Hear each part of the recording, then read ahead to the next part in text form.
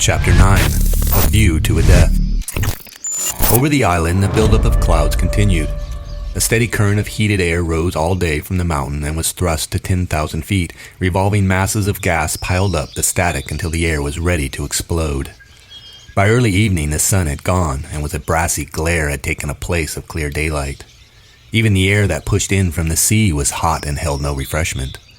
Colors drained from water and trees and pink surfaces of rock, and the white and brown clouds brooded. Nothing prospered but the flies who blackened their lord and made the spilt guts look like a heap of glistening coal.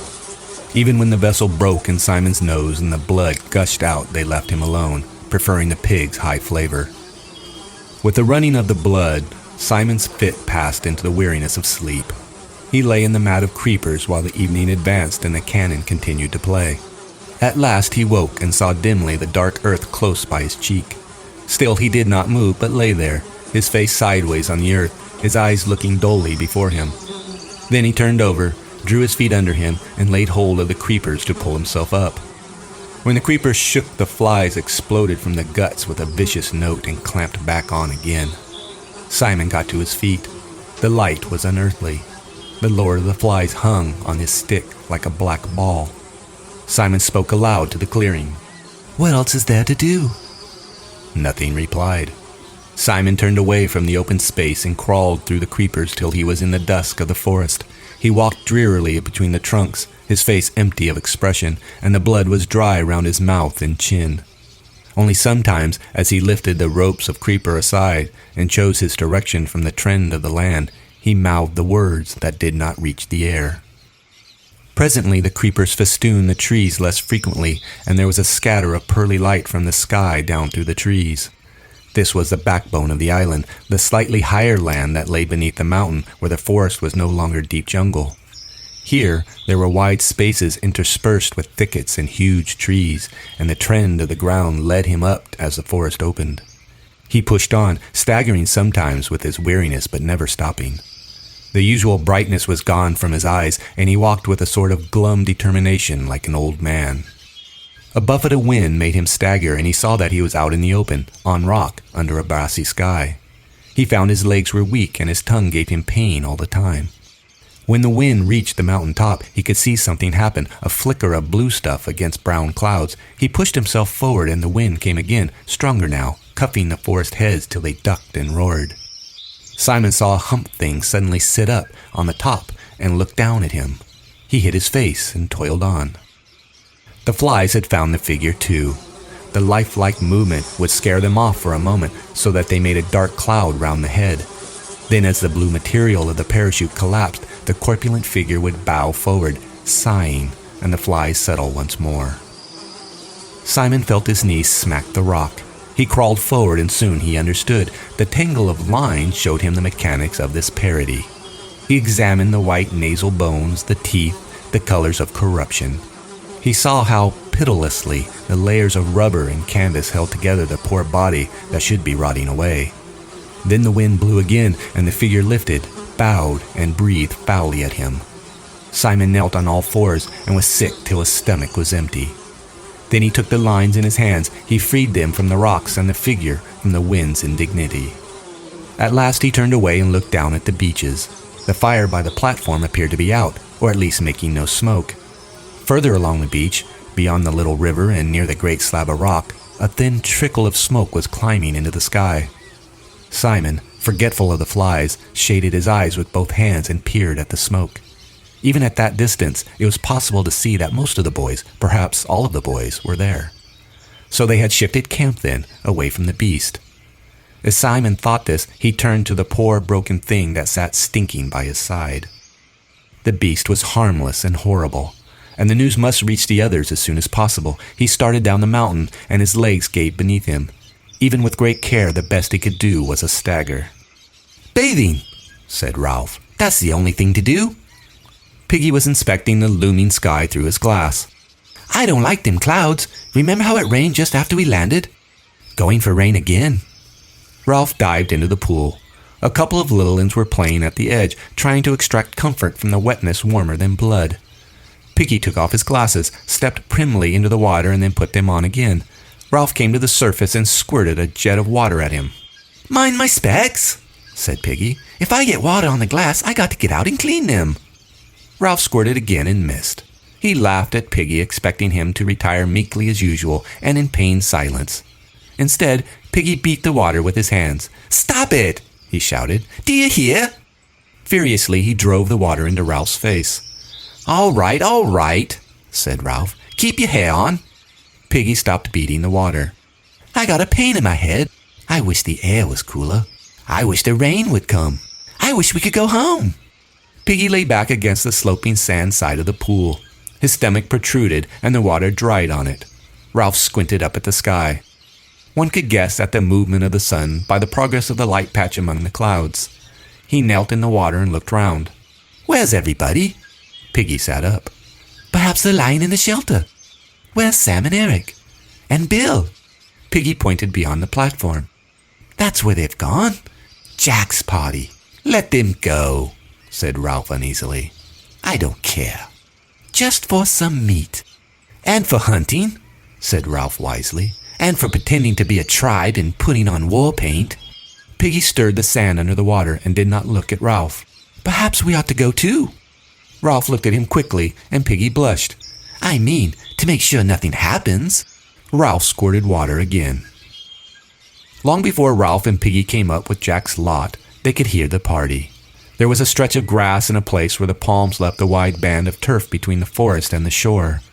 Just one step down from the edge of the turf was a white blown sand of above high water, warm, dry, trodden. Below that again was a rock that stretched away toward the lagoon. Beyond was a short stretch of sand and then the edge of the water. A fire burned on the rock and fat dripped from the roasting pig meat into the invisible flames. All the boys of the island, except Piggy, Ralph, Simon, and the two tending the pig, were grouped on the turf. They were laughing, singing, lying, squatting, or standing on the grass, holding food in their hands. But to judge by the greasy faces, the meat eating was almost done, and some held coconut shells in their hands and were drinking from them. Before the party had started, a great log had been dragged into the center of the lawn, and Jack, painted and garlanded, sat there like an idol. There were piles of meat on green leaves near him, and fruit, and coconut shells full of drink.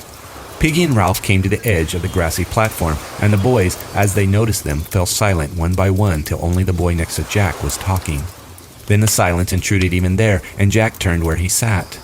For a time he looked at them, and the crackle of the fire was the loudest noise of the droning of the reef. Ralph looked away, and Sam, thinking that Ralph had turned to him accusingly, put down his gnawed bone with a nervous giggle. Ralph took an uncertain step, pointed to a palm tree, and whispered something inaudible to Piggy, and they both giggled like Sam. Lifting his feet high out of the sand, Ralph started to stroll past. Piggy tried to whistle. At this moment, the boys who were cooking at the fire suddenly hauled off a great chunk of meat and ran with it toward the grass. They bumped Piggy, who was burnt, and yelled and danced. Immediately, Ralph and the crowd of boys were united and relieved by a storm of laughter. Piggy once more was a center of social derision, so that everyone felt cheerful and normal. Jack stood up and waved his spear. "Take them some meat." The boys with the spit gave Ralph and Piggy each a succulent chunk. They took the gift, dribbling, so they stood and ate beneath a sky of thunderous brass that rang with a storm coming. Jack waved his spear again. "Has everybody eaten as much as they want?" There was still food left, sizzling on the wooden spits, heaped on the green platters. Betrayed by his stomach, Piggy threw a picked bone down on the beach and stooped for more. Jack spoke again impatiently. "Has everybody eaten as much as they want?" His tone conveyed a warning, given out of the pride of ownership, and the boys ate faster while there was still time. Seeing there was no immediate likelihood of a pause, Jack rose from the log that was his throne and sauntered to the edge of the grass. He looked down from behind his paint at Ralph and Piggy. They moved a little farther off toward the sand, and Ralph watched the fire as he ate. He noticed, without understanding, how the flames were visible now against the dull light. Evening was come, not with calm beauty, but with a threat of violence. Jack spoke. "Give me a drink." Henry brought him a shell, and he drank, watching Piggy and Ralph over the jagged rim. Power lay in the brown swell of his forearms. Authority sat on his shoulder and chattered in his ear like an ape. "I'll sit down." The boys ranged themselves in rows on the grass before him, but Ralph and Piggy stayed a foot lower, standing on the soft sand. Jack ignored them for a moment, turned his mask down to the seated boys and pointed at them with a spear. "Who's going to join my tribe?" Ralph made a sudden movement that became a stumble. Some of the boys turned toward him. "I gave you food," said Jack, "and my hunters will protect you from the beast. Who will join my tribe?" "I'm chief," said Ralph, "because you chose me, and we were going to keep the fire going. Now you run after food." "You ran yourself," shouted Jack. "Look at that bone in your hands." Ralph went crimson. "I said you were hunters. That was your job." Jack ignored him again. "Who'll join my tribe and have fun?" "I'm chief," said Ralph tremulously. "And what about the fire? And I've got the conch." "You haven't got it with you," said Jack, sneering. "You left it behind. See? Clever. And the conch doesn't count at this end of the island." All at once the thunder struck.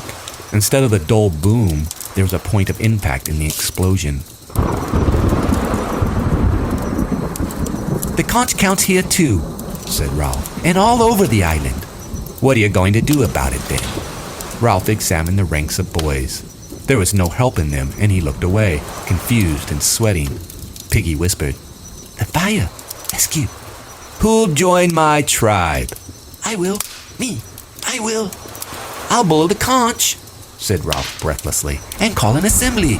"We shan't hear it." Piggy touched Ralph's wrist. "Come away. There's going to be trouble, and we've had our meat." There was a blink of bright light beyond the forest, and the thunder exploded again so that a little one started to whine. Big drops of rain fell among them, making individual sounds when they struck. "Gonna be a storm," said Ralph, "and you'll have rain like when we dropped here. Who's clever now? Where are your shelters? What are you gonna do about that?" The hunters were looking uneasily at the sky, flinching from the stroke of the drops. A wave of restlessness set the boys swaying and moving aimlessly. The flickering light became brighter, and the blows of the thunder were only just bearable. The little ones began to run about, screaming. Jack leapt onto the sand. "Do or dance! Come on, dance!" He ran, stumbling through the thick sand to the open space of rock beyond the fire.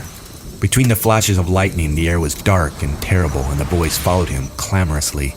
Roger became the pig, grunting and charging at Jack, who sidestepped. The hunters took their spears, the cooks took spits, and the rest clubs of firewood. A circling movement developed in a chant. While Roger mimed the terror of the pig, the little ones ran and jumped on the outside of the circle. Piggy and Ralph, under the threat of the sky, found themselves eager to take a place in this demented but partly secure society. They were glad to touch the brown backs of the fence that hemmed in the terror and made it governable. "Kill the beast! Cut his throat! Spill his blood!" The movement became regular while the chant lost its first superficial excitement and began to beat like a steady pulse. Roger ceased to be a pig and became a hunter, so that the center of the ring yawned emptily. Some of the little ones started a ring on their own, and the complementary circles went round and round as though repetition would achieve safety of itself. There was a throb and stamp of a single organism. The dark sky was shattered by a blue-white scar. An instant later, the noise was on them like the blow of a gigantic whip. The chant rose, a tone in agony. "Kill the beast! Cut his throat! Spill his blood!" Now, out of the terror rose another desire, thick, urgent, blind. "Kill the beast! Cut his throat! Spill his blood!" Again, the blue-white scar jagged above them, and the sulphurous explosion beat down. The little ones screamed and blundered about, fleeing from the edge of the forest, and one of them broke the ring of Biggins in his terror. "Him! Him!" The circle became a horseshoe. A thing was crawling out of the forest. It came darkly, uncertainly. The shrill screaming that rose before the beast was like a pain. The beast stumbled into the horseshoe. "Kill the beast! Cut his throat! Spill his blood!" The blue-white scar was constant, the noise unendurable. Simon was crying out something about a dead man on a hill. "Kill the beast! Cut his throat! Spill his blood! Do him in!" The sticks fell, and the mouth of the new circle crunched and screamed. The beast was on its knees in the center, its arms folded over its face. It was crying out against the abominable noise, something about a body on the hill. The beast struggled forward, broke the ring, and fell over the steep edge of the rock to the sand by the water. At once the crowd surged after it, poured down the rock, leapt onto the beast, screamed, struck, bit, tore. There were no words and no movements but the tearing of teeth and claws. Then the clouds opened and let down the rain like a waterfall. The water bounded from the mountaintop, tore leaves and branches from the trees, poured like a cold shower over the struggling heap on the sand. Presently the heap broke up and figures staggered away. Only the beast lay still, a few yards from the sea. Even in the rain they could see how small a beast it was, and already its blood was staining the sand. Now a great wind blew the rain sideways, cascading the water from the forest trees. On the mountaintop, the parachute filled and moved. The figure slid, rose to its feet, spun, swayed, down through the vastness of wet air and trod with ungainly feet the tops of the high trees. Falling, still falling, it sank toward the beach, and the boys rushed screaming into the darkness. The parachute took the figure forward, furrowing the lagoon, and bumped it over the reef and out to sea. Toward midnight, the rain ceased and the clouds drifted away, so that the sky was scattered once more with the incredible lamp of stars. Then the breeze died too, and there was no noise save for the drip and trickle of water that ran out of the clefts and spilled down, leaf by leaf, to the brown earth of the island. The air was cool and moist and clear, and presently even the sound of the water was still. The beast lay huddled on the pale beach, and the stains spread inch by inch. The edge of the lagoon became a streak of phosphorescence which advanced minutely as a great wave of the tide flowed. The clear water mirrored the clear sky and the angular bright constellations. The line of phosphorescence bulged about the sand grains and little pebbles. It held them each in a dimple of tension, then suddenly accepted them with an inaudible syllable and moved on. Along the shoreward edge of the shallows, the advancing clearness was full of strange moonbeam-bodied creatures with fiery eyes. Here and there a larger pebble clung to its own air and was covered with a coat of pearls. The tide swelled in over the rain-pitted sand and smoothed everything with a layer of silver. Now it touched the first of the stains that seeped from the broken body, and the creatures made a moving patch of light as they gathered at the edge. The water rose farther and dressed Simon's coarse hair with brightness. The line of his cheek silvered, and the turn of his shoulder became sculptured marble. The strange attendant creatures, with their fiery eyes and trailing vapors, busied themselves round his head. The body lifted a fraction of an inch from the sand, and a bubble of air escaped from the mouth with a wet plop. Then it turned gently in the water. Somewhere over the darkened curve of the world the sun and moon were pulling, and the film of water on the Earth planet was held, bulging slightly on one side while the solid core turned. The great wave of the tide moved farther along the island and the water lifted. Softly, surrounded by a fringe of inquisitive bright creatures, itself a silver shape beneath the steadfast constellations, Simon's dead body moved out toward the open sea.